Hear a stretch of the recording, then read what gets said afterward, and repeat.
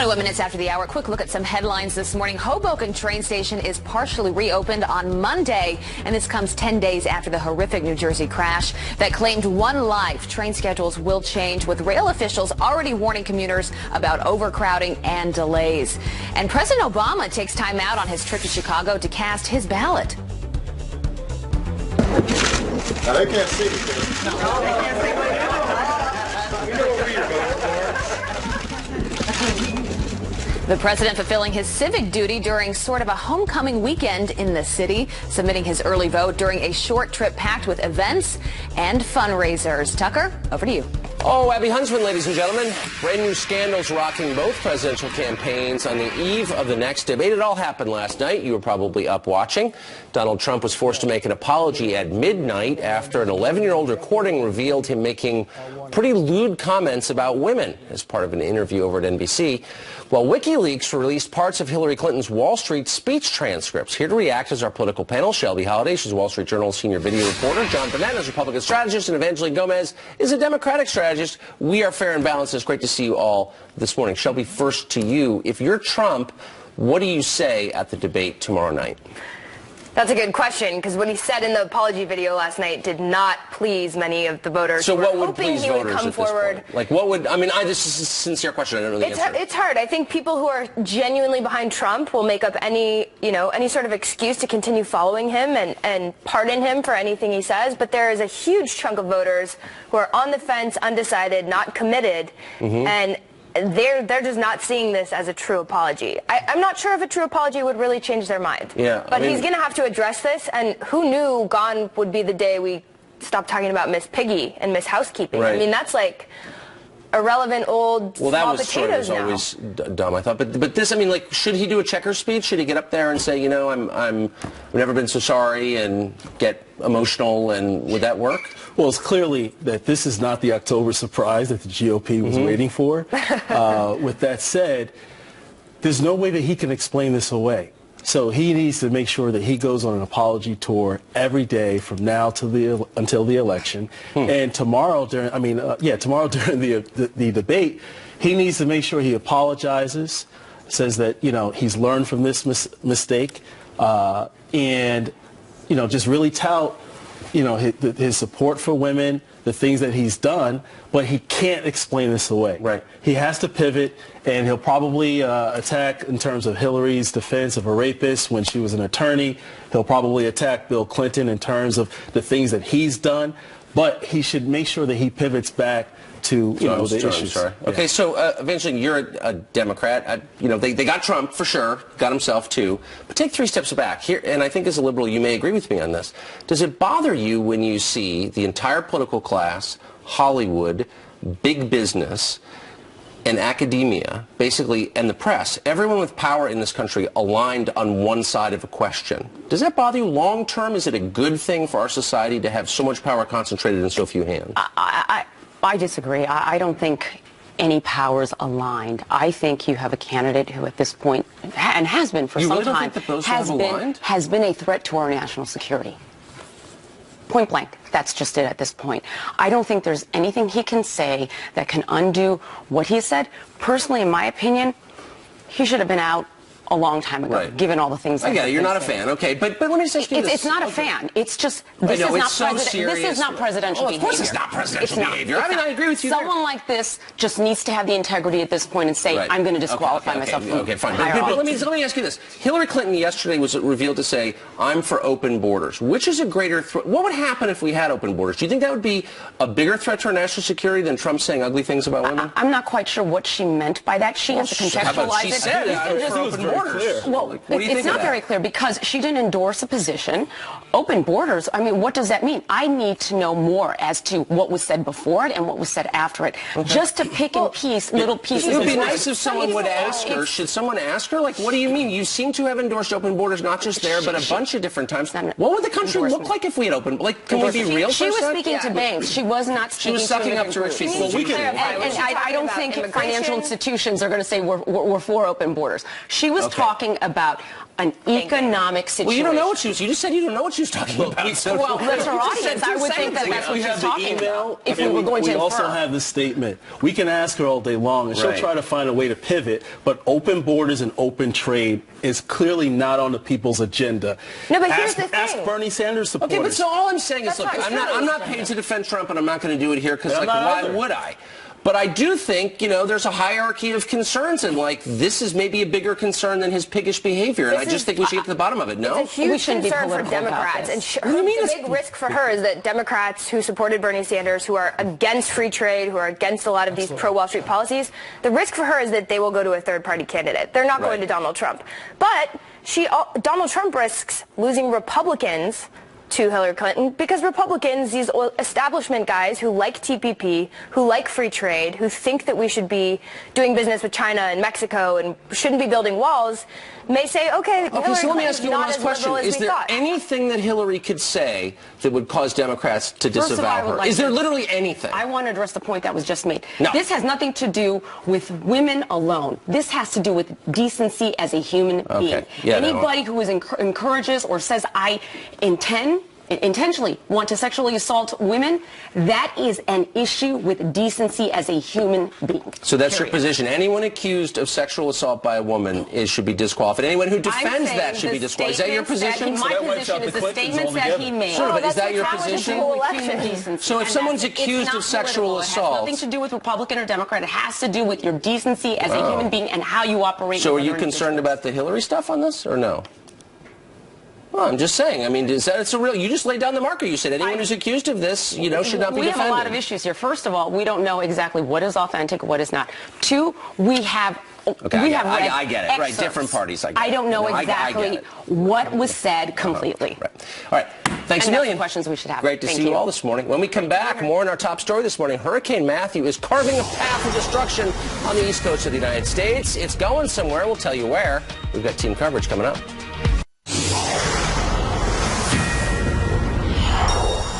Welcome back. We've got a whole bunch of Fox News alerts this morning. We're starting with this one. Hurricane Matthew is barreling up the southeast coast. Scenes like this one are playing out in the backyards of people across that part of the country. Wow, heavy rainfall and storm surge combining to trigger massive flooding. The Category 2 storms Iwal pushing close across South Carolina.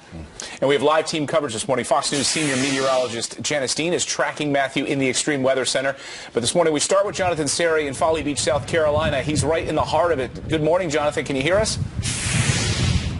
Yes, I can, loud and clear, but you can see that the winds are picking up. In fact, they've been battering this island community for much of the night. Just before midnight, we lost power at our hotel, and I noticed that the lights were out to much of the island, those who didn't have generators already fired up. And then when we woke up this morning, we noticed that much of the cellular service was out. Fortunately, we have systems, cellular devices on redundant networks. I have them on 3 separate networks. 2 of the networks were not working. Only one of them was working. So communications to this barrier island community going to be very difficult. And the problems get even worse as you head further down the coast. In the early evening, there were already reports of water lapping up underneath some of the homes on Edisto Island, another barrier island community down the coast from where we are. At this point, it's too late to evacuate. The winds are too strong to cross some of the taller bridges, and there are already reports of flooding in some of the lower-lying roadways. So at this point, state officials are urging people in low-lying areas just to hunker down in their homes and move to the highest level. If you don't have a second floor, go to a neighbor who has a second floor just to get away from potential flooding from a combination of heavy rains and storm surge. Back to you guys. All right. Jonathan Seri, right in the heart of the storm there in Folly Beach, South Carolina. Jonathan, thank you. Stay safe out there. Janice Dean is standing by with the latest on the storm. She's been in the Weather Center for I don't know how many hours. Good morning, Janice. Good morning. And actually, where Jonathan Seri is, he might have the landfall of this hurricane, the first landfall that we have seen, because right now he's getting the worst of the storm, but he's right around where we think the center is going to come ashore and perhaps a landfall of this hurricane, which would be incredible. We might actually see a shot of Jonathan in a very calm atmosphere because in the eye, that's where we have the calmest of winds. So that's going to be interesting. I'd like to see what his live shot looks like in an hour from now. We'll keep you posted because we could have a landfalling hurricane. Wind gusts, yes, certainly Hilton Head Island, 84-mile-per-hour wind gusts up towards Charleston, at least tropical storm force winds, and then we're going to see this storm continue to move north and eastward, bringing the worst of the rain, the worst of the storm surge still yet to come along Georgia and South Carolina. And then this will get picked up by a front, which is good news, and then it will move offshore. But we want to watch Jonathan's live shot because he might get the calmest part of the storm in the next couple of hours as we are anticipating a landfall, our first landfall of this hurricane that's been with us for a week and a half. Back to you. All right, Janice, thanks so much for that. Get some sleep, Janice. Yeah. Oof. Well, scandal rocks both presidential candidates on the eve of their second debate. It happened last night around midnight. WikiLeaks releasing Hillary Clinton's long sought-after Wall Street speech transcripts. She still has some fighting words for Donald Trump after his hot mic moment. Mike Emanuel is at Washington State University in St. Louis with more on this just one day before this big debate. Mike, good morning.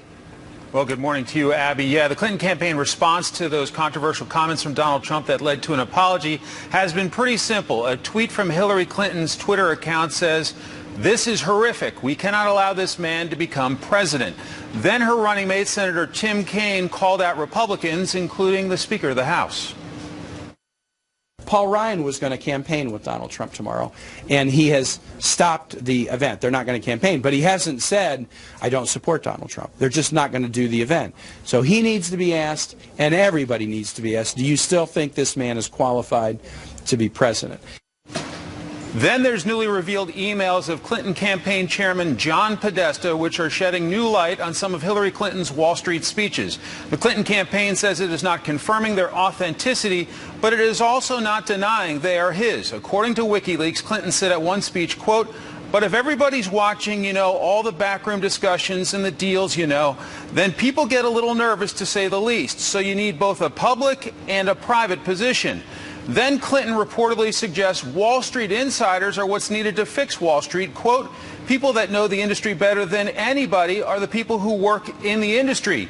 Those quotes are likely to make Senator Bernie Sanders and his diehard supporters crazy. All throughout the Democratic primaries, Sanders was pressing Clinton to release her Wall Street paid speech transcripts. He wanted to see what she was getting paid so much money to say. Back to you guys in New York. Wow. No wonder they want these to come out. We've been hearing for months, no, we're not going to release these.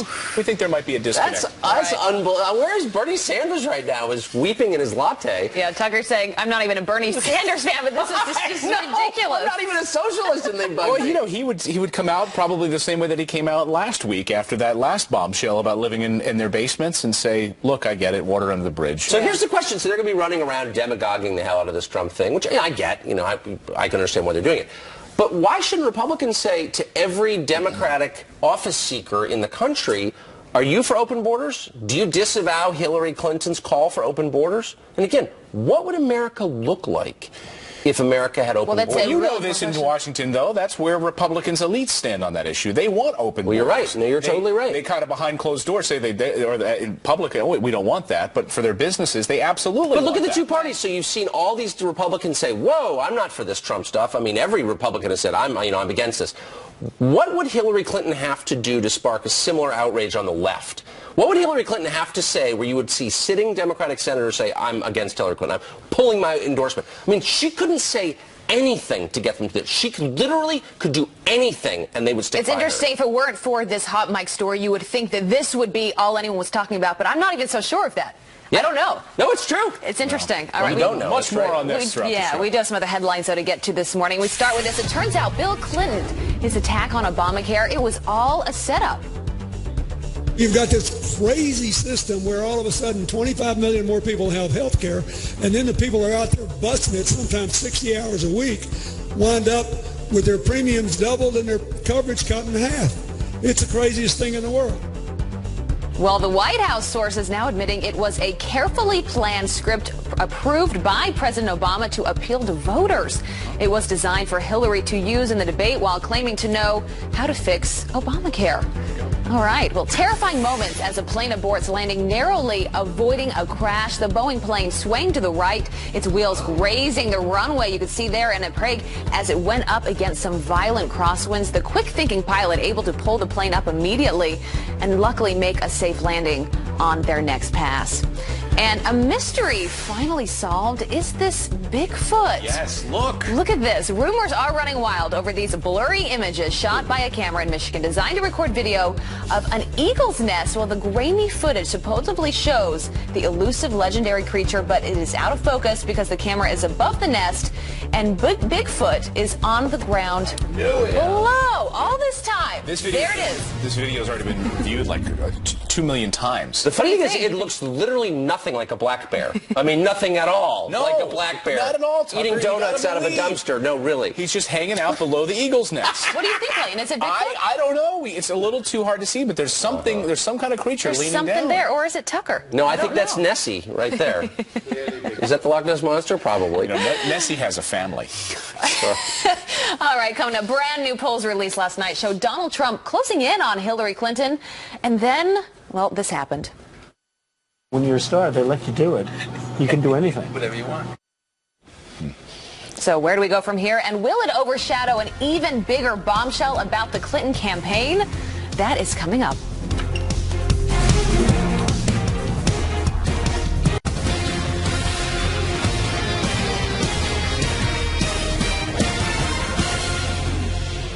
Well, despite a week of controversies, brand new Fox News polls out this morning showed Donald Trump closing in on Hillary Clinton. She now leads Trump by 2 points in a four-way race. That's down from a 3-point difference just a week ago.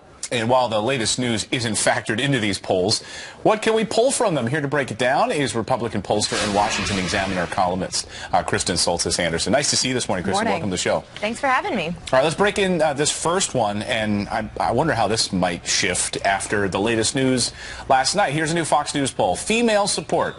50% for Hillary Clinton, Donald Trump at 38%. Of course, getting those white educated women was very, very important for Donald Trump. Where do you think does that change at all now?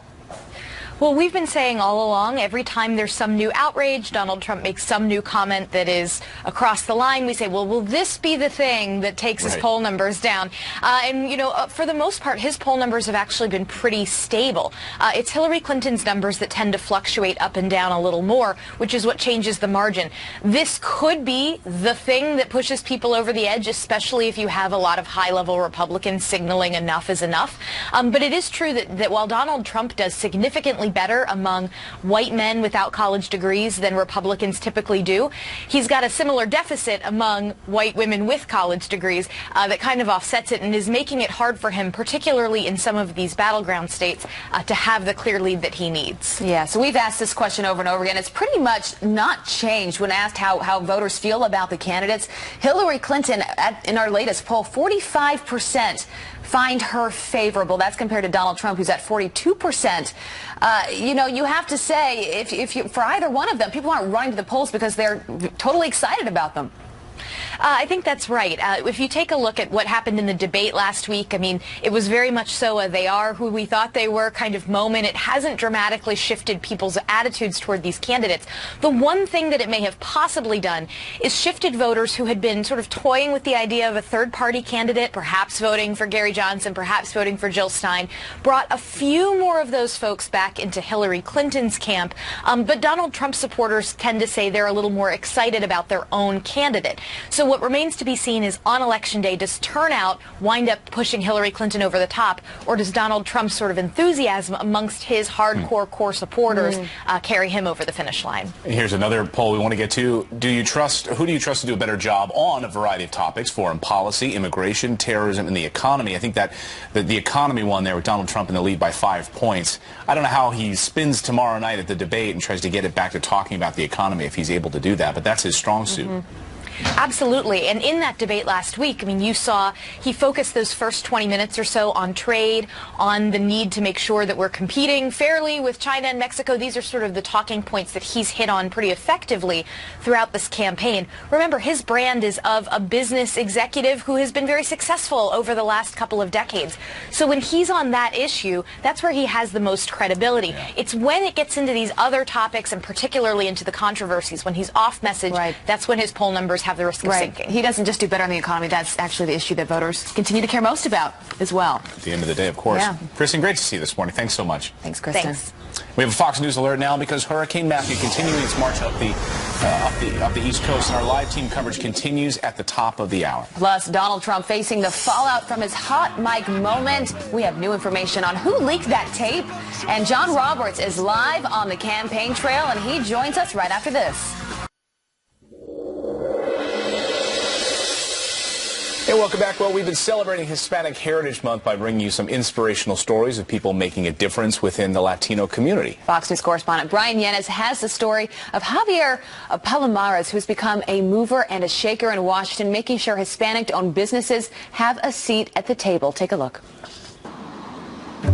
Hey, Javier. Caballero. How are you? Good to meet you. Thank you. Juan Pablo, ¿cómo estás? Nice to meet you. Are people surprised when they meet you for the first time? I think generally they are. You know, I'm not a pedigreed guy. I grew up, you know, simple fella in a downtrodden family in a community like everybody else that was struggling. My dad started in a little, like, 5x5 storefront in Jackson Heights. You know, I think the reality is that it really is about changing perceptions. The untold story is that we are the ones driving economic development. We're the ones driving innovation. We're driving jobs. And so we need to continue to battle. We need to continue to have some pretty sharp elbows to get ourselves into the dialogue and make sure that we have an equal opportunity to participate. If Javier seems hungry for real change, a lot of this drive comes from the way he grew up in South Texas. Wow. My summers, particularly in the formative years, were spent working in fields with my family. Not a lot of good memories in my summers, but, you know, I'm not alone in that regard. There's a lot of guys my vintage that had very tough years, but they feed me today. His father left the family when Javier was 6. When he was 15, his mother purchased a small home. She'd gotten a new job and things were looking up when suddenly he was pulled out of class and told the unthinkable. And my brother delivered the news that my mom had died suddenly of a heart attack. I remember running through the school. I ran through the parking lot, through the back of the school, ran all the way home. And as I was getting to the house, the ambulance was pulling away with my mom in it. And she was already dead at that time. You kept running after the ambulance. You didn't want her to leave you, right? I mean, that's why you run after someone, right? Yeah. I'm still running after her. Afraid of what would become of him or who might try to take him, Javier ran away. I couldn't see myself being a ward of the state. I had a mother, and my mother was gone. And as far as I was concerned, nobody else was going to take her place. He ended up living behind a restaurant where he earned a few dollars washing dishes. I used to actually wedge myself between the dumpster and the wall, and I would sleep there. Then one evening, as he was settling in for the night, a pair of headlights stopped him in his tracks. It turns out my brother was on a date, and he went to that restaurant. And I looked, and I couldn't see that it was him because the lights were on me and it was nighttime.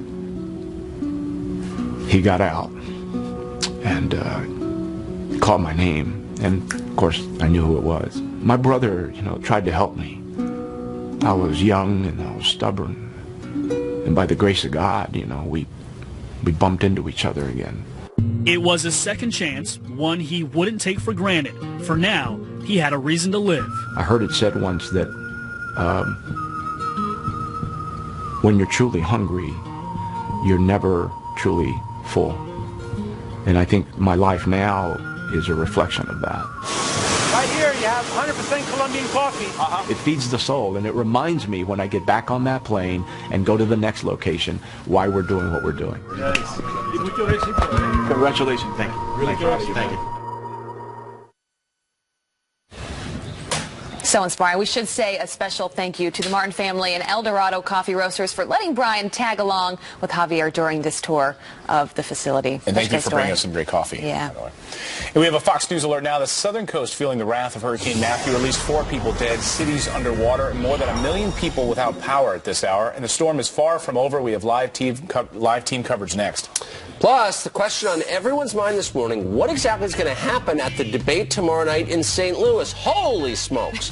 How will Donald Trump respond when asked about the latest open mic controversy? A debate expert joins us next to prognosticate. Stay tuned. Good morning. It is Saturday, October 8th. I'm Abby Huntsman, and this is a Fox News alert.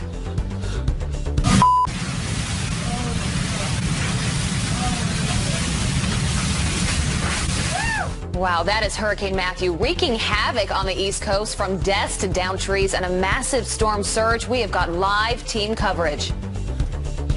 And then, holy smokes, an unprecedented late-night apology from Donald Trump for this hot mic moment. I've said and done things I regret, and the words released today on this more than a decade-old video are one of them. So how big a story is this? Everyone's hysterical about it this morning, but will it continue into this weekend's debate and to Election Day? You can count on it. And that wasn't the only October surprise. This morning we got our very first look at Hillary Clinton's Wall Street speeches. What she was trying to hide. Open borders. Fox and Friends Hour 2 starts right now.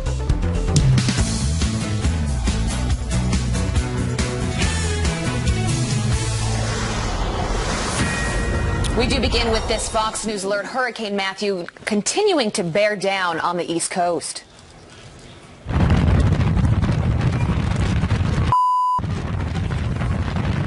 Here's a live look from Charleston, South Carolina, where the storm is taking hold with fierce winds. They're more than 80 miles an hour this morning. Yeah, at least 4 people are dead at this hour in Florida, where this road was ripped to pieces. Wow. We have live team coverage this morning, starting with Jonathan Sari, who is live at Folly Beach in South Carolina, and Fox News senior meteorologist Janice Dean is tracking Matthew in the Weather Center. We start, though, with Jonathan Sari, who's really in the heart of the storm, as you can see there. Jonathan, can you hear us?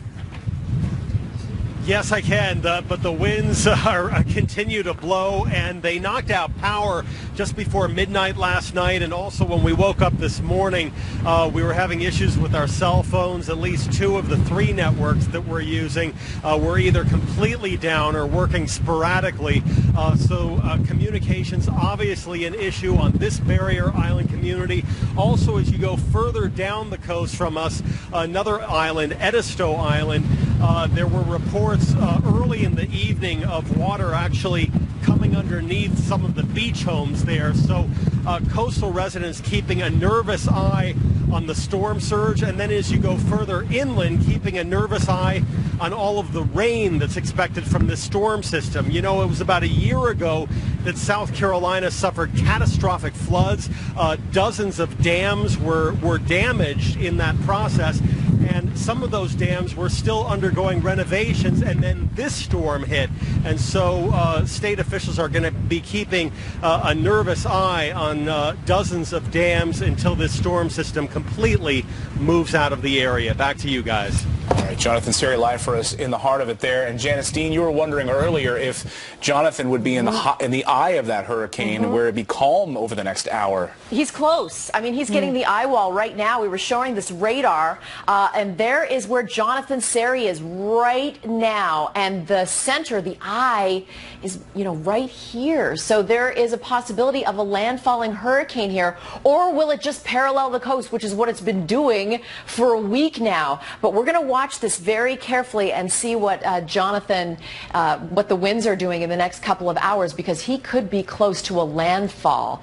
So that's going to be really interesting. But, you know, the worst of the weather from this storm is happening right now across the coastline, because the core of the strongest winds were really offshore of the coast of Florida all this week. And the threat for tornadoes, this is something we cannot emphasize enough. Weak tornadoes are possible. That is a tornado warning northwest of Wilmington, with these landfalling hurricanes, we already have the rotation, and we could see the potential for weak tornadoes. So we will be watching this through the, certainly through the morning, afternoon, and into tomorrow, when hopefully we will finally say goodbye to this storm. Yeah, working around the clock for us, Janice, for the past week. Thanks for that update this morning. Thanks, Janice. All right, well, Donald Trump offering a rare apology this morning for those leaked decade-old comments that he made about women. Here is just a portion of it. I gotta use some Tic Tacs just in case I start kissing her. You know, I'm automatically attracted to beautiful. I just start kissing them. It's like a magnet. I don't even wait. And when you're a star, they let you do it. You can do anything. Whatever you want. Senior national correspondent covering the fallout this morning from St. Louis on the eve of the second presidential debate. That would be John Roberts, of course, and he joins us live this morning. Good to see you, John. Hi, John. Tucker, Abby Clayton, good to see you as well this morning. There are other portions of that tape that we don't want to play for you because it's morning television that are extremely vulgar, and that's what's got Donald Trump in such a problem today. This really couldn't have happened at a worse time. He's been practicing hard for tomorrow night's second presidential debate, really looking for a turnaround moment. Now, this has really kind of upset the apple cart. Forcing Donald Trump to come out last night, shortly after midnight, was something that we've never seen before, an unprecedented taped apology. Listen to this. I've never said I'm a perfect person, nor pretended to be someone that I'm not. I've said and done things I regret, and the words released today on this more than a decade-old video are one of them.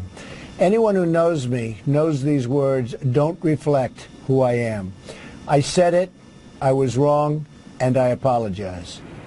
And there was just an avalanche of responses from his Republican colleagues. Senate Majority Leader Mitch McConnell tweeting out, quote, "These comments are repugnant and unacceptable in any circumstance." Illinois Senator Mark Kirk, who has had a long-running feud with Donald Trump last night, very harsh, saying DJT is a malignant clown, unprepared and unfit to be president of the United States. Senator Kirk also calling for Donald Trump to drop out of the race. And his running mate Mike Pence said to be beside himself. His wife Karen furious about what happened, but at a rally in Rossford, Ohio, after the story broke yesterday, Pence didn't seem to give any indication that anything was amiss. Listen to this.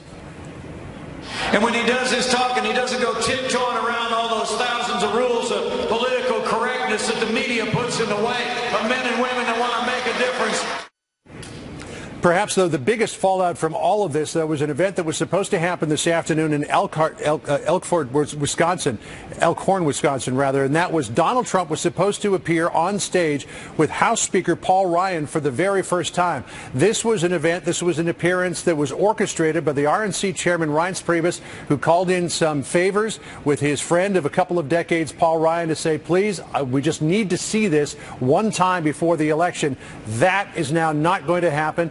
Paul Ryan disinvited Donald Trump from that event this afternoon in Elkhorn. Instead, Mike Pence will take his place. And, of course, as the sun begins to come up here in St. Louis, we're all waiting to see what the fallout of all of this is going to be in the first full day of this controversy. Clayton, Tucker. There's a lot of debris. There's a lot of debris to pick up. Certainly is. Thanks a lot, John. I think Governor Pence's response seemed tone deaf. I mean, maybe he didn't even know about it. He was being asked about it at that hot dog place last night. Right. And he seemed to not. What do you say? What do you say as, you know, the running mate there when you hear these comments? You can't ignore it, but at the same time, you've got to stand by your man. That is your partner. You are running with him. That's right.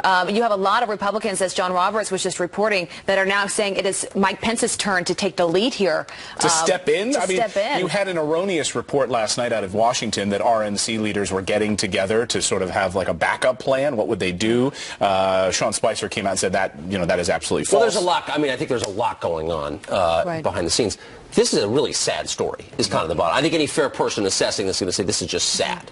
You know, it doesn't say anything good about Trump, obviously. Impossible to defend. I'm not going to defend it, obviously.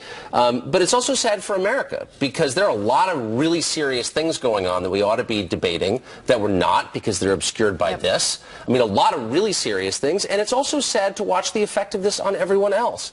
The sanctimony, the self-righteousness, the falseness is nauseous-making. Right. So it really just going to bring the worst out in everybody. It is. I just hope that, though, the reaction to the sanctimony doesn't whitewash the story. No, I don't think I haven't heard anybody say, you know, I'm okay okay with that. I mean, you can't be okay with that. You can't be okay with that. But I couldn't agree with you more, and that's exactly how I felt when this broke yesterday, was just how sad this is for the country. That this has officially become the race to the bottom, because now you have both sides trying to hit the other one for being worse to women, for things that they have said. To your point, there are so many serious issues that the voters care about when they're thinking about their daily lives, and it doesn't have to do with this. It doesn't have to do with talking about women in such a vulgar and disrespectful way. I heard someone throw this out there. It's totally not going to, of course you couldn't do this because we have a constitution, but should we just pause this election? Reset everything for a moment and see if we could do a do-over? Well, what's so interesting is, you got a lot of Republicans saw this and said, whoa, I'm out, I'm withdrawing my endorsement, or they attacked it.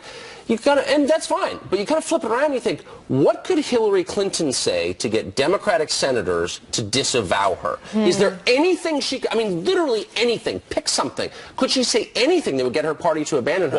No. Let's see if WikiLeaks could help that mission. So last night, this was the other big bombshell last night, WikiLeaks releasing some behind-the-scenes speeches that Hillary Clinton had been giving to Wall Street over the past couple of years. And here are some excerpts that actually made their way public last night. She said this about open borders to a private room. She said, my dream is a hemispheric common market with open trade and open borders. That's her dream. Oh my gosh. Well, here's a simple question. What would happen to America if we had open borders? I mean, they've indicated that they're for this already, but why don't we pause? This is a question I'd like to see every Democratic office seeker answer. Are you for that? What do you think of that? I mean, look, all Republicans are going to be asked, are you for Trump's disgusting comments? No, of course not. They're all going to run away. I get it. But shouldn't Democrats have to answer, are you for open borders? And what would this country look like if we had them? Seriously. It's a good question. This country would be over in a year. Done. But that's why these WikiLeaks, I think, are so fascinating and interesting. And people need to take this seriously, because this is how she honestly thinks about these issues. Because here's what she said in another one of her statements. She says, but if everybody's watching, all of the backroom discussions, the deals, the people get a little nervous, to say the least. So you need both a public and a private position, to the point of they're totally opposite positions from what you hear inside closed doors and to the public. And that part of it is troubling. I think she's actually right on that, because look, our country was founded on backroom deals. I mean, let's talk about the Virginia Compromise, for crying out loud. We don't even know what happened in that room, right? I mean, there are backroom deals that need to happen in Washington to make things and grease the wheels of grease the wheels of this country. Do they not? Especially in today's environment, when it seems everything is public and everything gets leaked. Well, there's that. I mean, I do think we need privacy. I want privacy to have my own dumb thoughts, which, you know what I mean? I think we kind of all do. Here's the problem, though, with the backroom stuff, is that there's too much of it. And here you have a situation, this moment in American history, where the media, the political class, Hollywood, big business, and academia, all the power centers in our society are all aligned on one side against everybody else. And that's too much power in too few hands. This is an ominous moment, actually. Take Trump out of it. It's a distraction. Take Hillary out of it. She is too. That's not good. Right. I thought that was going to be the WikiLeaks bombshell, because Julian Assange has had an axe to grind against Google. And this idea that Google really is this sort of, monopoly on information on the Internet, aligning itself with the Democrats, the crazy relationship there are a with lot Eric of monopolies. In the past, exactly. Can I ask you guys, though, what do you make of the timing? Because both of these bombshells came out around the same time yesterday. So you think about these WikiLeaks and how Assange was tweeting this out for days leading up to this. The Clinton camp knew this was coming out. And now we have this hot mic moment all of the sudden. And it comes just 24 hours before this big debate tomorrow night. Is there something more there with the timing? Well, there's a lot going on. I mean, there's a lot going on. This came from NBC to the Washington Post. I think there were many agendas going on at that network behind the scenes, for sure, trying to hurt various people. There's something going on there. One of their own hosts, it seems pretty clear to me. And they obviously want to hurt Trump. I don't know, but I think, and maybe that's not the real point. The point is Trump said this, okay, fine. But I'm still interested to know, how did this, they tape recorded him, he didn't know he was being tape recorded, it came out. I kind of want to know what happened. Back in 2005, and all of a sudden we're 5 weeks until the election, and now it comes out. It just seems very fishy and interesting to me. Oh, a lot going on this morning. So, it's unbelievable. How should Donald Trump handle the latest controversy at this weekend's debate? Can he? Is it game over for Trump? And what about Hillary Clinton's secret speeches just revealed by WikiLeaks? How does she handle that at the debate? Strategy for both sides when we come back. Welcome back. So with two campaigns now mired in controversy this morning, how do both Hillary Clinton and Donald Trump handle tomorrow night's debate? Well, Scott Jennings is a Republican strategist and a veteran of 4 presidential campaigns. He's prepped candidates for the debate stage in the past, and he joins us now. Holy smokes, Scott. I mean, if you had to deal with this weekend going into this debate, I mean, how does Donald Trump come out and have to be able to try to talk about the economy? He's going to have to be on the defensive, it would seem, almost this entire debate Sunday night. Yeah, he was already going to have to deal with the Miss Universe controversy and also the New York Times tax story, which now seems like an ancient memory. And now we're going to throw this Friday night audio tape dump onto the fire here that's burning. I think one way to deal with it would be to make a speech in advance. I don't think he can hide out for the rest of the weekend. I'm not sure this video that they released is going to cut it. So in order to try to take it out of the debate to some degree, making a speech, not off a teleprompter, but from the heart today might be an answer for Trump. Yeah, so it's a town hall style debate, something that Donald Trump is comfortable with. He's done this a number of times, a more intimate setting. You're even going to have questions from the audience. You say he's got to control this debate even better than last time. How does he do that? Yeah, he's got to keep this thing focused on the economy and jobs and things that affect people's everyday lives. Unfortunately, last night's story is going to make that even harder than it already was. Right. But if you look back at the last debate, the first 30 minutes, they were talking about trade and jobs, and he sort of owned it, and then he kind of lost it for the last 2/3 of the debate. He's got to control the flow of it throughout. He can't let the last half of it or any portion of it get away from him. And it's only 90 minutes, and so now if you spend 30 or 45 minutes litigating recent controversies, it's going to make it extremely hard. That's why I think maybe a speech in advance may be warranted here to try to take some of that out of the debate so that he can spend more time on jobs and other important issues. Now, what does Hillary Clinton do? Of course, we also learned overnight WikiLeaks and the release of these Wall Street speeches that she was giving. First of all, how does she handle the Trump side of this? If you were advising Hillary Clinton this morning, do you just stand there and don't say anything and let him deal with this, or do you tell her to go on the attack?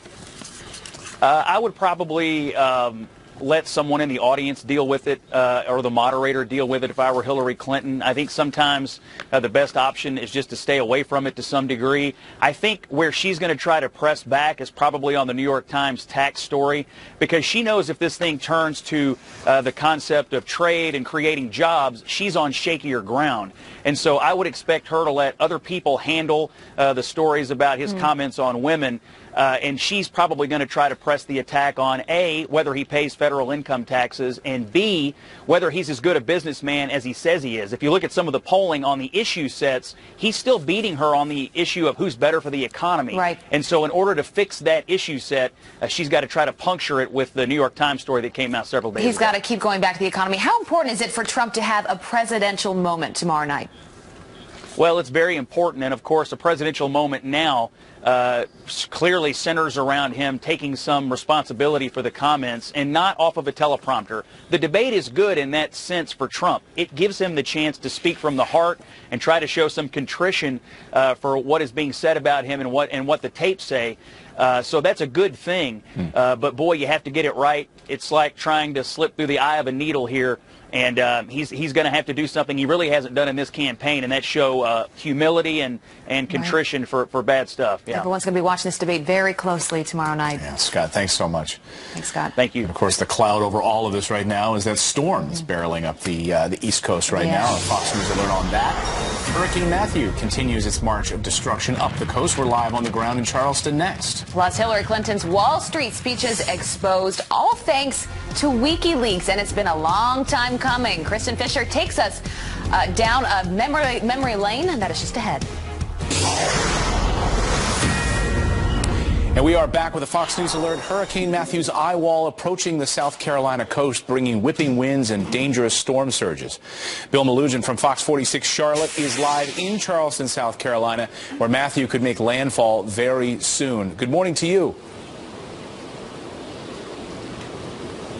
Hey, good morning, guys. Yeah, the sun's starting to come up, so we're getting our very first look at the effects of Hurricane Matthew as it comes into the Charleston area. Right now, we are at the Charleston Battery, and let me give you a look at what we're looking at right now. Some big-time flooding in the area. We got at least 2 feet of water on the street alone right here. Take a look at the fire hydrant submerged about halfway right there. The Charleston Battery has a seawall. It borders right on Charleston Harbor. At some point this morning, that seawall was breached. During low tide, the seawall is about about 10 feet tall. They were originally expecting a storm surge of 11 feet or so. It didn't turn out to be that high, but as you can see, what you're looking at right here, this is not supposed to be a lake, folks. This is supposed to just be a park near the Charleston Battery. We've seen trees down all over the place, flooding all over the place. There's power out all over the place. When we were staying in our hotel last night, in the middle of the night, I looked out the window and just saw this huge green flash, and then boom, everything went dark.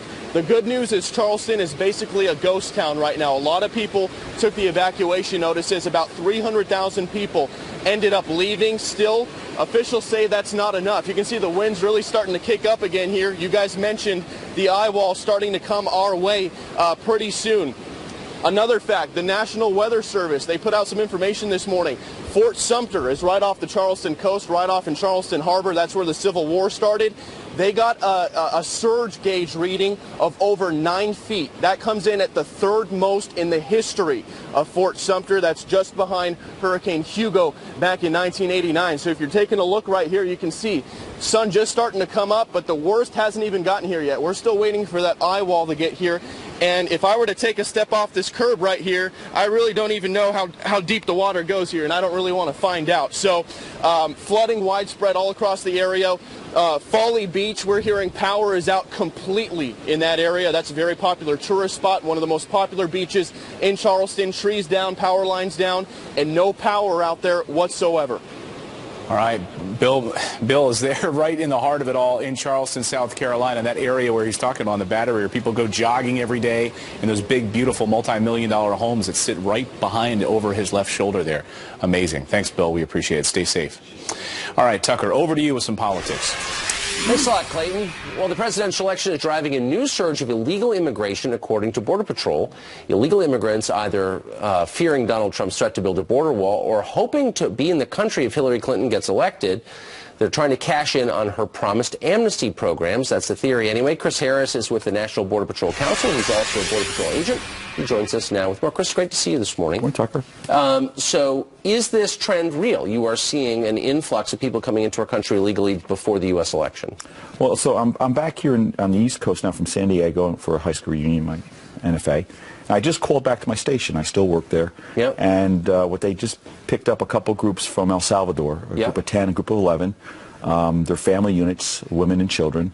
And again, the belief is, whether it's true or not, the belief is that they need to get in now if Donald Trump comes in, or it's a good time to come in if Ms. Clinton's elected. Yes. And there's a belief that they're going to get amnesty.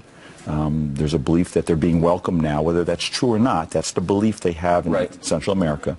And so we are seeing this huge uptick like we saw 2 years ago, but the media is kind of strangely quiet about it. Right, because it's not helpful to the Hillary campaign to publicize. There's a belief, I think, that it's going to be helpful for one campaign more than the other, and that's a shame. We don't want to see that. This should not be polarized. This should not be a one-party or two-party issue. Well, because it's not, because we saw this, by the way, under a Republican administration 30 years ago in 1986, where the Reagan amnesty spurred a massive movement of people from the South into our country, so it shouldn't shock us. What do you make of Mrs. Clinton's promise in a speech revealed by WikiLeaks yesterday that she's in favor of open borders? What would that mean for our country? I meet with a lot of groups, and I use this kind of story to explain that. I say I make no moral judgment if you want an open border. Right. That's fine. But you have to think of the logistics. Yeah. So the UN numbers say there's about 7 billion people in the world right now. Right. And about 3 to 4 billion live in circumstances that are less than pleasant, ranging from I don't have a job to my government is killing me. Right. So 3 or 4 billion people don't like where they're living. So if you open the borders right now, you come here, you're welcome here with open arms. Smugglers are charging now for Mexico $6,000 to come here and over $25,000 from China, so they can afford an airline ticket. So if the government said, no border, no walls, you come, you're here, within the next year, let's be conservative and say only a quarter of those people that live in unpleasant circumstances come here. Which national parks are you going to start bulldozing to put tent cities in? Because where are you going to put 1 billion people to a country that has 330 million people? They don't have jobs. They're not going to speak the language. They don't have a support network. The logistics alone are almost physically impossible to do. So if you want an open border, God bless, how are you going to do that? Well, it's lunacy. And you'd think the environmentalists, who presumably don't want to live in a crowded, dirty country, would say something about it. I usually ask the groups I talk to, are you environmentalists? Yes, we are. Well, so am I. So where do you want to bulldoze to put these people? Amen. I am too. Great to see you, Mr. Harris. Thank you. Thank you.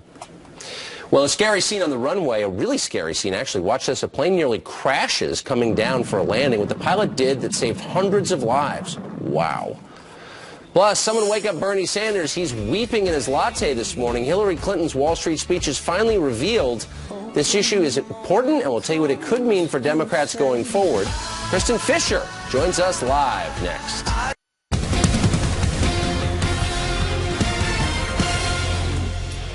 Ooh, it's been a tough morning for Bernie Sanders. He is weeping in his latte this morning because WikiLeaks finally released or leaked Hillary Clinton's closed-door Wall Street speeches. Yeah, Clinton has been promising to look into releasing those for almost a year now. Remember, this was a huge debate during the Democratic primary. Now, we remember. Kristen Fisher joins us now with more on this story that broke last night. Kristen, good morning. Another huge story that broke last night. They just keep on coming.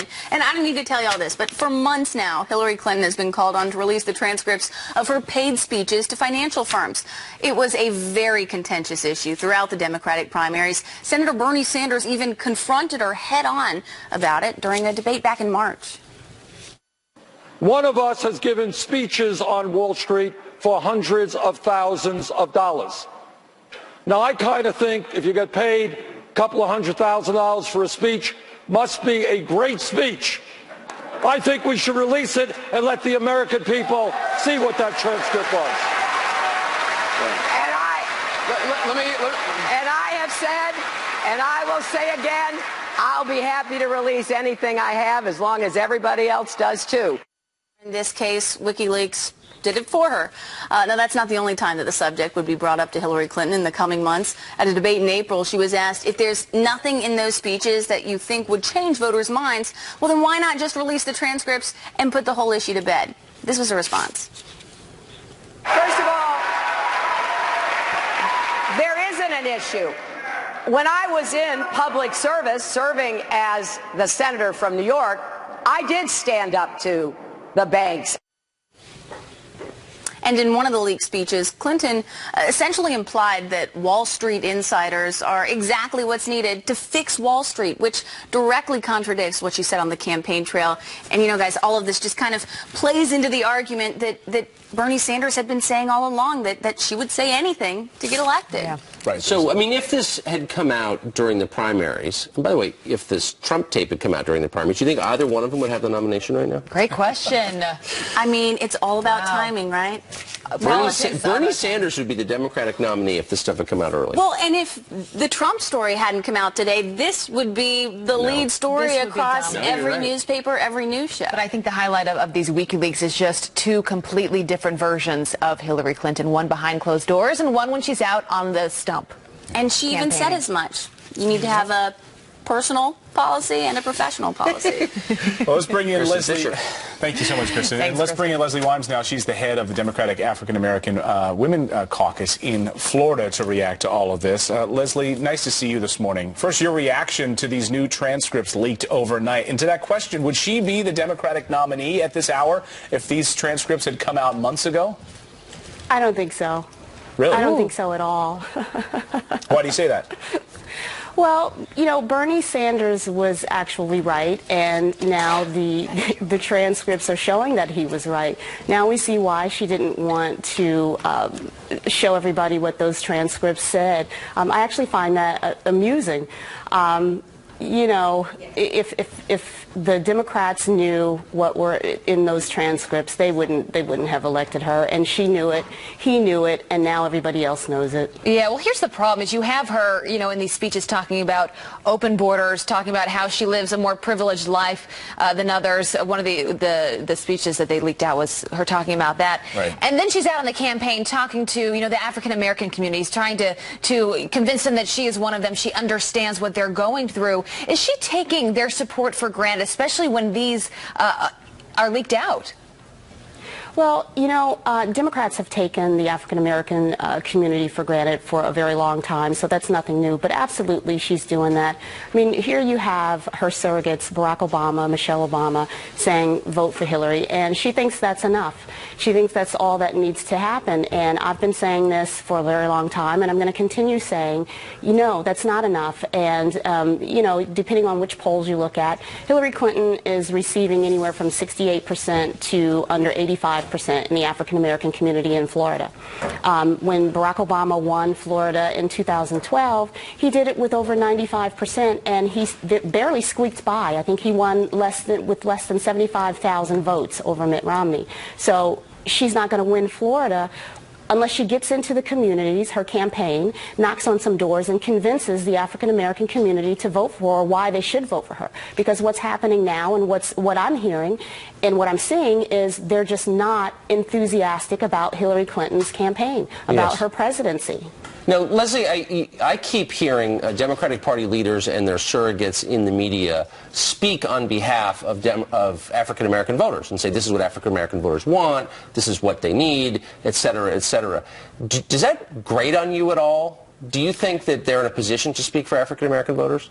Absolutely not, and that's what I call plantation politics, and those days are gone. They cannot speak for us, and we will not allow that. I mean, you know, I'm actually over on the west coast of Florida. I'm normally on the east coast, and I'm hearing the same thing over here that I hear over there. They cannot speak for us, and that's why that campaign is in panic mode, because they know that what's going to happen is people will not turn out. They're not going to rush to vote for Donald Trump, but they will not turn out for Hillary Clinton. Right. She does not inspire the African-American community, period. She doesn't. Thanks a lot for your analysis this morning, Leslie. Great to see you. Thanks, Leslie. Thank you, Leslie. Too. All right, well, this video is unbelievable. People stranded on a hotel porch as Hurricane Matthew drowns one of Florida's most historic cities. Janice Dean is tracking the storm's path. She's joining us next. Plus, Kurt, the cyber guy, was in New Orleans during Hurricane Katrina. He's going to share the tools you need to track the storm and stay safe. Good morning. I'm meteorologist Janice Dean. We are tracking Hurricane Matthew, still a Category 2 storm, winds of 105 miles per hour, and the eye of the storm is just offshore of Charleston, South Carolina, watching for the potential of not only storm surge and heavy rain, but tornadoes. A tornado watch in effect for parts of South Carolina and North Carolina until 4 p.m. as we could see the potential for some weak rotation and some tornadoes that could do some structural damage. Wind gusts. We've seen wind gusts in excess of 85 miles per hour in Hilton Head, and that is going to be continuous all up and down the East Coast. The potential for over a foot of rainfall and historic storm surge that we are going to be tracking along with Matthew. New update coming out at 8 o'clock, and we will have it here from the Fox News Extreme Weather Center. Back. Thank you, Janice. And Kurt, the cyber guy, knows all about hurricanes. He was in New Orleans during Hurricane Katrina, and he joins us now with the tools you need to track the storm and stay safe. We've got some iPad apps to talk about this morning. Hey, Kurt, how are you? Clayton, good morning. You know, you go through a storm, you go through a hurricane like that in New Orleans, and you learn a thing or two about what it's like to recover from a hurricane. And right now, this morning, you're waking up and you're seeing, no matter whether you have a loved one who's in that area or you or yourself are in that area, you go on to these apps, including one that doesn't require an app at all. It's just a website. It works on a smartphone, works on a tablet, and it works on your desktop if you got one open. And you're looking at this Ventu Sky, right? Ventu Sky. And this really this map looks almost exactly identical to the one we were just seeing with Janice just moments ago, and using all these high-tech weather computers. The thing is, you know, Janice has the state-of-the-art, I mean, everything in her weather center. I mean, they spare no expense. This has exactly the same kind of detail. The numbers you're seeing on the screen right here, you can layer this and find out where's this hurricane going to be in the next hour. And when you do that, it takes a little time to catch up. But the numbers you're seeing here is the actual wind speed that's circling around. And you're now seeing that indeed Janice is correct, that this thing is going right up against the coast there in the bottom part of South Carolina. And zoom in and it gets a little bit more accurate. It has hyper-local features to this. And then you layer it forward, you go like that. And then this is where it's going to be at, say, 10 a.m. this morning. And it's going to, there it goes, a little bit further off the coast, which is good news for us. But very good news if you're tracking the storm to get back into your community, because this is going to show you what is going to be like for the fire department, for the police department, for the utilities to get back out there and When the storm's gone, that's when they come back in. So this is called Ventusky. Ventusky, totally free to use. And then the other thing that's just really smart to get a hold of is the scanners. There are apps out there that let you listen to the police scanners, to the fire rescue scanners. And here's one called Scanner 911 Pro. So it's a few dollars a download, and you can go county to county and city to city. We're looking at Georgia right now, but you could just simply hit Scanner 911 Pro, dial up the state that you're in. Let's pick South Carolina, and here are all the different communities, and then you simply pick on one, and sometimes they're populated, sometimes, especially during a storm, those scanner receivers might go down because they don't have enough power. But this will give you insights as to when indeed the police department, fire department are communicating that, say, a bridge is open again, or when trees have been cleared from the roadway. It gives you a little advance notice to say, okay, let's go get in line and get back home.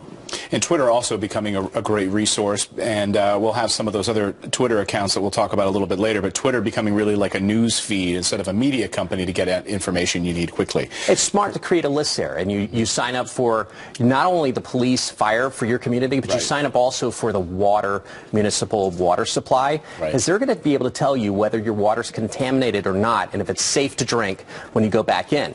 And that they are the end-all, be-all people that you want to listen to about whether water's safe. Kirk, great to see you this morning. Thanks so much. Good to see you, Clayton. All right, we already know what Bill Clinton thinks of Obamacare.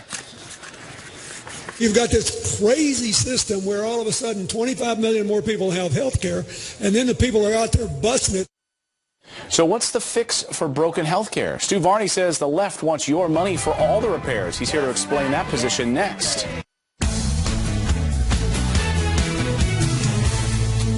Welcome back. Talk about taking one for the team.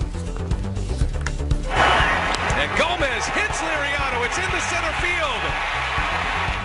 Oh, a scary moment for Blue Jays pitcher Francisco Liriano, getting hit by a line drive during the Game 2 of American League Division Series. Liriano appeared all right, but then he was taken to the hospital out of precaution.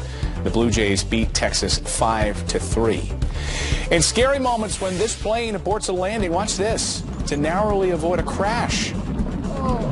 The plane swaying to the right, its wheels grazing the runway in Prague as it went up against some violent crosswinds. The quick-thinking pilot able to pull the plane up, make a safe landing on their next go-around. That feels good. There you go. Tucker. Why, thank you, Clayton Morris. Former President Bill Clinton rails on Obamacare. Remember this? You've got this crazy system where all of a sudden 25 million more people have health care, and then the people are out there busting it sometimes 60 hours a week, wind up with their premiums doubled and their coverage cut in half. It's the craziest thing in the world. Yeah, there was that, and the Wall Street Journal reported that the system is collapsing, noting that in 2017 insurance premiums in the U.S. will increase 24.2%. So why is this so underreported? Fox Business Network's Stu Varney joins us now to break it all down. The great Stu Varney. Nice to see you, Stu. Morning. All right, Clayton, it's going to continue to be underreported after the events of last night. But the plain truth is, President Obama, the left, they do not want to admit that the signature achievement, the domestic achievement of President Obama is collapsing. Obamacare is collapsing. Take a look at these insurance premium increases in 2017. This is remarkable. This is what we were promised, by the way, Stuart, would not happen. Right. Right? Remember that. Okay, look at these. Arizona, 68% at the top of the list. Illinois down. Pennsylvania, North Carolina. Huge increase. And as you reported, the average premium increase for 2017 is 24%. 24%. That's the average. But this is not affecting all Americans equally. It's not affecting the rich, and it's not affecting the poor. It's affecting people in the middle who don't vote Democrat. I know That's true. But it is affecting all Americans. Next year, 1 in 5 Americans in the exchanges will not have any choice about their insurance carrier. There's only one in their area. And it goes from bad to worse because the insurers, they are dropping out. Young people are not signing up in sufficient numbers to bail out the entire system. And the architect of the whole plan was Zeke Emanuel. He's one of the architects. I had him on my program just the other day. I said, what's the fix here? He said, bigger taxpayer subsidies, a taxpayer bailout for the insurers, and bigger fines. I think we've got the tape. Watch this. You want to fine people more if they don't have insurance? Republicans have endorsed enhancing the mandate penalties for precisely this reason. You want to fine people more? Republicans want to do it. I'll take that as a yes. You want to fine people more. You want to increase the subsidies, taxpayer money going to consumers, and you want to increase payments to insurance companies. That's your fix. That's why it's underreported. With a fix like that, which in the media want to put that out. So their scheme doesn't work, but we get punished for it? That is correct. And they want more money from us to prop up a collapsing scheme. What does this mean going forward? Because there's an election going on. 5 weeks from now, we're going to know who the next president is. What does this mean, depending on who takes over the White House? I'm inclined to say, what does it mean for the debate tomorrow night and the debate going forward? I think this is going to be swept under the rug entirely. The events overnight completely overshadow this crisis in Obamacare, this crisis for health care in America. Stuart, and that is a crying shame. We also learned this morning, we've been reporting on the show, that that speech that Bill Clinton gave was vetted by the White House, that President Obama knew about what was said in that speech, therefore setting Hillary Clinton up to be the fixer.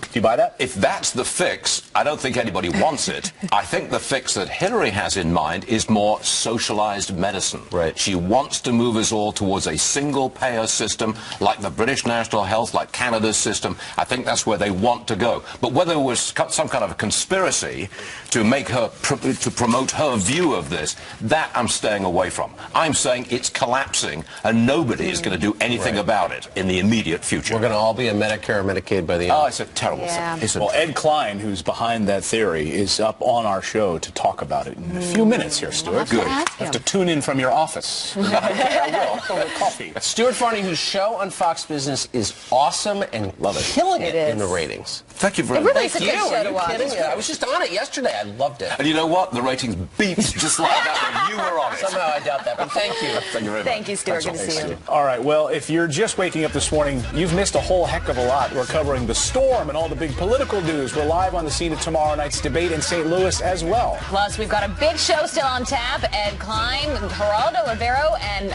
Neil Cavuto. They are all joining us live. Stick with us. Good morning. It is Saturday, October 8th. I'm Abby Huntsman, and this is a Fox News alert.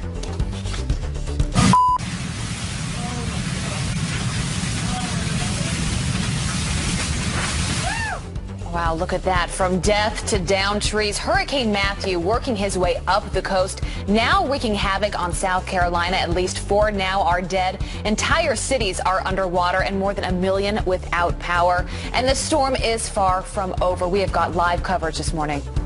And an unprecedented apology from Donald Trump for his hot mic moment. I've said and done things I regret, and the words released today on this more than a decade-old video are one of them. This morning, new fallout for Donald Trump and new information on who leaked that tape in the first place. And you wouldn't know it, but that wasn't the only shocker overnight. Buckle your seatbelt because Hillary Clinton also had something of an October surprise. Now, I kind of think if you get paid a couple of $100,000 for a speech, must be a great speech. I think we should release it and let the American people see what that transcript was. Well, it's a good day for Bernie Sanders, but unfortunately for him, it came a little too late. We actually have some of those Wall Street speeches, and they're every bit as interesting as Bernie suggested. It's an amazing morning in America, and we're glad to be with you.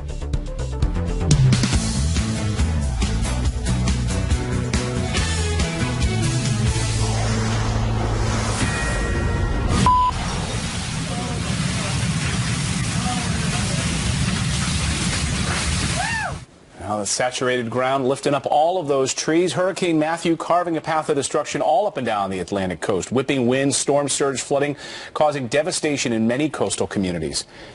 At least 4 people are now dead in Florida. More than 1 million people are without power. And just into our newsroom, an update on that now. Category 2 storm as 100-mile-per-hour winds slam Charleston Harbor in South Carolina. There's an awful lot going on in the natural world, and thank Kevin Janice Dean is live in the Weather Center with an update. She's been there for many hours. Good to see you, Janice. Yeah, absolutely. This storm can't weaken fast enough. We just got the latest advisory from the National Hurricane Center.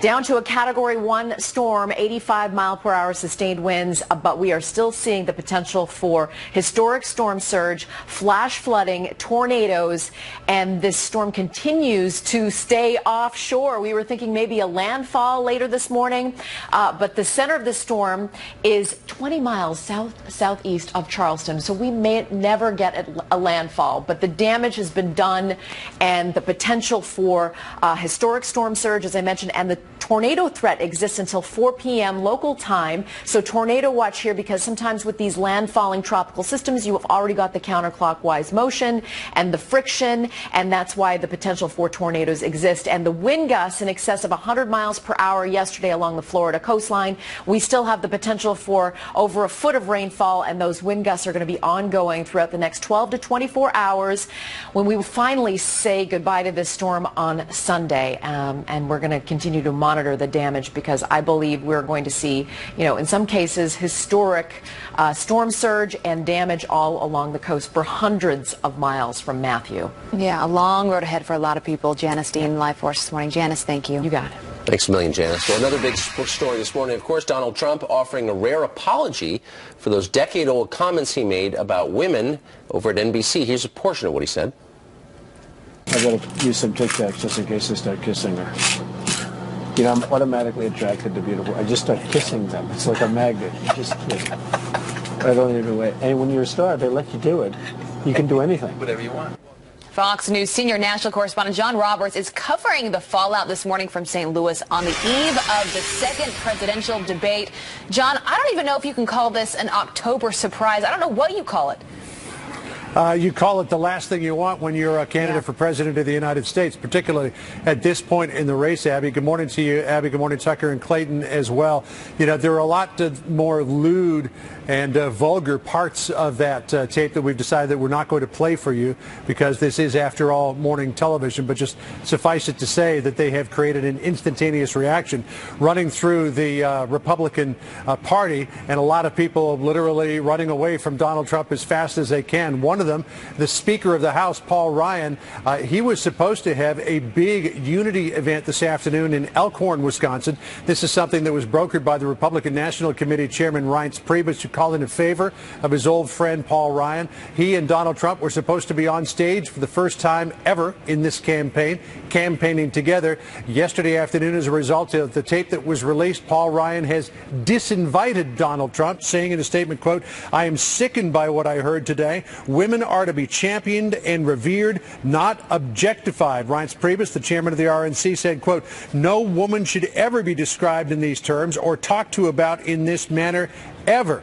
Jason Chaffetz, Republican of Utah, who reluctantly got behind Donald Trump, has now withdrawn his support of the candidate, saying, quote, "I can no longer endorse Donald Trump for the presidency." The Trump campaign is worried about wholesale defections among Republicans who have come out to support Donald Trump. So late last night, taking the unprecedented step of releasing a videotaped apology from Donald Trump shortly after midnight. Here's a part of that. I've never said I'm a perfect person, nor pretended to be someone that I'm not. I've said and done things I regret, and the words released today on this more than a decade-old video are one of them. Anyone who knows me knows these words don't reflect who I am. I said it, I was wrong, and I apologize. At the same time he was expressing contrition, though, he also lashed out at Bill and Hillary Clinton, saying, if you think what I said was bad, think about what they did. Listen to this. Bill Clinton has actually abused women, and Hillary has bullied, attacked, shamed, and intimidated his victims. We will discuss this more in the coming days. Now, a couple of big questions in all of this, Abby, Tucker, and Clayton. What will the fallout today be? Because don't forget, this broke late yesterday afternoon on a Friday. He has issued that apology. Will that ameliorate some of the ill feelings that are out there? And what part might this play in tomorrow night's town hall debate? Will he be asked a question about this? A lot of unknowns that we'll see develop throughout the day. Back to you. Yeah. It'll be interesting. Thanks so much, John Roberts. Boy, this went off like a bomb yesterday. We call it Friday news dump. I don't think there were many people who are voting for Trump in the first place because they think he's like a great moral example to their children. I think they're voting for him because they agree with him on the issues, because they're afraid of Hillary, because they're really worried about where the country's going. But I still think seeing this on tape, you know, pretty tough, very tough. Well, that's what Charles Krauthammer said last night. He said, look, we all know that this is how Donald Trump talks behind, for sure, you know, the camera and when behind closed doors. But now that there's audio of it, it's all the more damning for him. Judge Jeanine Pirro, a close friend of him, last night on Hannity had this to say. She was disgusted by it. Listen. He apologized. He did. And that was the right thing to do. It is offensive. It is insulting. It is demeaning. All that language. But here's the thing. The man was in entertainment. He was in theater. I don't excuse it. I think it's horrific. But when you juxtapose words against the actions of a woman who sold arms to ISIS, against the actions of a woman whose life was to destroy the women who were victimized by her husband, I want to stay focused for. So is that the right way? I mean, if you come out and apologize, and in the same paragraph you also then, you know, go after Bill Clinton, I don't think that's the right way to do an apology at all. I mean, taking, you know, there's separate issues, right? Yes, you can have a discussion about that, but this was you on tape saying this horrible things about women. Take accountability for it. Don't then spin it into Bill Clinton and Hillary Clinton. It actually just makes me sad for the state of the country right now and for the options that they have. Right, we have to like talk about this. When this came out yesterday, I just thought this is really a race to the bottom. This is so sad that you have, you know, this hot mic coming out, and then you have the response of, well, Bill Clinton has done worse. And you're thinking, you know, about the people voting out there and the things that they care about and their lives every day, whether it's the economy or national security. And to your point, what people do love about Donald Trump is the fact that he will go places people won't go. He'll say things that normal politicians won't say. The question is, was this a step too far for voters like evangelicals, like independents, like even Democrats that aren't excited about Hillary Clinton? Or the college-educated women, which, you know, Tucker, he needs to win badly. That's an area that he needs to carve out a space in Pennsylvania and those places. And I don't think... It's tough. But here's the saddest part, and it's, you know, it's Trump's fault, and, you know, there are a lot of factors here. But it distracts from what's actually happening and in America. And there are a lot of things happening that we're not talking about, and there are a lot of issues that are worth talking about. And some of them rose to the level of national consciousness yesterday when WikiLeaks leaked a bunch of speeches, transcripts, we believe are transcripts of speeches that Hillary gave to a bunch of different banks, to Wall Street. And in one of them she said this, and this is genuinely interesting and worth hearing. Quote, "My dream is a hemispheric common market with open trade and open borders." Now, that just kind of lays it out there. I mean, it's not an offense of Trump, obviously, but there is another person running in the race, and she's got a good chance of being president, and maybe we should cover this. Because not just someone running, the only other alternative in the race. What would America look like if we had open borders? It's a really simple question. It would be destroyed in a year. But you know that the people that she's speaking to behind those closed doors supports that. These rich Wall Street bankers, Republicans in Washington, who will publicly say that they don't support open borders behind closed doors in these meetings, these big bankers, they absolutely do. You know who doesn't support it? Is American voters. And that's the whole reason Trump exists in the first place. That's the reason Bernie existed in the first place. If you open the borders even wider than they already are, you would destroy this country's economy, you would destroy its environment, it would be crowded and dirty, and it would be unfair to the people who live here, including the immigrants who live here. I mean, it's a terrible idea. And that's why you look at the polling, and she's consistently done so poorly when it comes to trustworthiness and honesty. And when these WikiLeaks came out, I mean, that just sort of highlights that all the more, that she's two different people that you see behind closed doors than out on the campaign. But just to be clear, this is a very extreme position. It really is. It's literally extreme in that it's out of sync with the majority of the population by an awful lot. And it gets no attention. It's just frustrating. And again, a lot of it's Trump's fault for calling attention to himself, but he should be calling attention to this and other issues that matter. But you know what? Everyone has got opinion on both of these big dumps that happened yesterday. Well, Ginger wrote us this morning, says the difference between what Donald Trump said and what Hillary said is that what Trump said does not affect the well-being of our country, while what Hillary said does affect the well-being of our country. All right. Well, Joel, North Carolina asks, which is worse, the words Donald used referring to women or the actions Hillary used against Bill's female victims? Lynn writes this: let's get back to what really matters in this election, the economy, the security of the United States of America, and the selection of Supreme Court justices. This is what matters. Charles says this: Trump's comments of 10 years ago, remember then he was a Democrat. Okay. A lot of opinions, but, you know, I think the takeaway from that is what you've been saying, Tucker, too, is there are so many important issues. And, you know, 5 weeks before this election, 1 day before this big debate tomorrow night, and we're not even talking about them. Well, and by the way, I mean, there's a reason we're not talking about that, and that is because, you know, some people are benefiting from these policies. I mean, that is the truth. Some people are actively getting richer and happier from policies that the majority of the country does not support. That's not democratic. And when you talk to a lot of thoughtful economists who believe that we're heading for an economic collapse in 2017, that should be the front page story. That should be the thing that we're all talking about. Is this the nail in the coffin, though, for Trump? You know, who knows? I mean, I covered, you know, the Schwarzenegger race in 2003 where there was a lot of drama at the last minute, stuff like this, and he got elected. I mean, I have literally no idea. I'm going to St. Louis right after this show. How many nails in coffins do you have? I've given up all speculation. I personally wish. The last thing I'll say is, what would Hillary Clinton have to say to lose the support of the Democratic Party? There's nothing she could say that would see Democratic senators disavowing her. Literally nothing. That's kind of interesting. It's an interesting question. All right, we've got a Fox News alert to get to. Hurricane Matthew may be weakening, but the threat is far from over. The eye wall of that storm is now hugging the coast and could make landfall. We're live on the ground. Coming up. Plus, we already know what Bill Clinton thinks of Obamacare. You've got this crazy system where all of a sudden 25 million more people have health care, and then the people are out there busting it. Holy smokes! The truth leaks out. And according to Ed Klein, that was not a gaffe. He said it on purpose. We'll get his take on that coming up.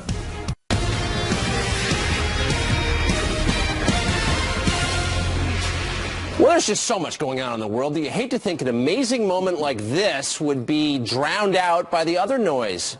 Don't miss it. Is Bill Clinton lashing out at President Obama's signature bill? Watch.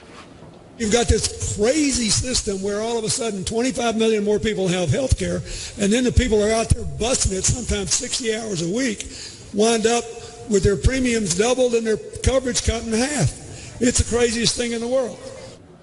Wait, so Hillary's running for Obama's third term, but her husband's slamming Obamacare? Huh? Was that a gaffe? No, says our next guest. It was completely scripted. It was approved by Obama himself. That is the reporting of the man who joins us now. He is, of course, the famous journalist Ed Klein, author of the new book, Guilty as Sin. Ed, great to see you this morning. Good to be with you. I got to say, it's hard to believe that that was approved by Obama. I didn't believe it at first either. I thought, there he goes again, Bill Clinton going off message, being crazy, not being the great, communicator that he used to be. So I called the Clinton campaign and I asked them, I said, what happened? And they said, this is all coordinated with the White House. And I said, what do you mean it's coordinated? They said, it is clear that at this town hall meeting, Hillary's greatest vulnerability is going to be a question from either Anderson Cooper or Raddatz about Obamacare no longer being the Affordable Care Act. Right. So they decided, rather than be defensive, let's get our stuff together. So they coordinated with the president. Now, I said, come on. So I called my sources in the White House. And in fact, Obama is on the phone literally with Hillary every single day, coordinating her campaign. And he told her, according to my source, and this is a source close to Valerie Jarrett, that, listen, let's admit that we've got a problem and that you, Hillary, can fix it. You're the person who can fix it. Bill Clinton was looped into this whole thing, and so Hillary is prepared, if this ever comes up, given what, the Trump stuff, if we ever talk about it, to say, yes, we've got a real problem.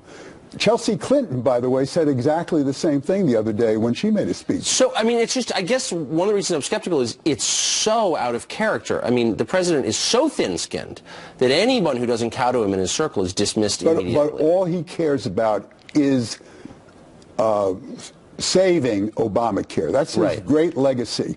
And he knows that he's in trouble on that score. So you're saying that they believe that by criticizing it or allowing the former president to criticize it, it indemnifies it? Not only criticizing it, but saying we've got a way of fixing it. And this guy, Trump, he's going to throw it out the window. We're not going to throw it out the window. We're going to make it affordable again. Interesting. Okay. We're going to carry you over to the next block. I hope you don't mind. No. Ed Klein's going to be with us when we come back. We will be right back. You'd be crazy to turn the channel. Please don't.